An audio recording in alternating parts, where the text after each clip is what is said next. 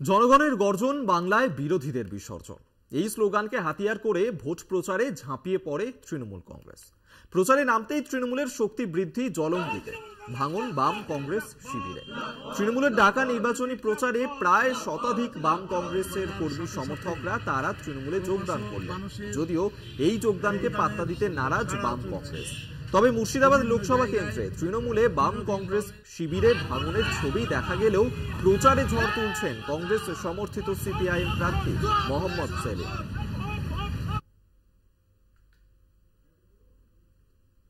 সেই ছবি এই মুহূর্তে তুলে ধরছে আপনাদের সামনে, যেখানে জনগণের গর্জন বাংলায় বিরোধীদের বিসর্জন, এই স্লোগানকে হাতিয়ার করেই ভোট প্রচারে ঝাঁপিয়ে পড়েছে তৃণমূল কংগ্রেস।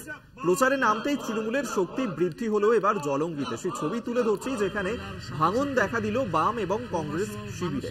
তৃণমূলের ডাকা যে নির্বাচনী প্রচার, সেই নির্বাচনী প্রচারেই প্রায় শতাধিক বাম কংগ্রেসের সমর্থক তারা তৃণমূলে যোগদান করলেন, যদিও এই যোগদানকে খুব একটা পাত্তা দিচ্ছে না বাম কংগ্রেস দুই শিবিরই। তবে মুর্শিদাবাদ লোকসভা কেন্দ্র, যেখানে তৃণমূলের বাম কংগ্রেস শিবিরে ভাঙনের ছবি দেখা গেলেও প্রচারে ঝড় তুলছেন কংগ্রেস সমর্থিত সিপিআইএম প্রার্থী মোহাম্মদ সেলিম, সেই ছবি এই মুহূর্তে তুলে ধরছি আপনাদের সামনে। লোকসভা নির্বাচনের আগেই ভাঙন বাম কংগ্রেস শিবিরে।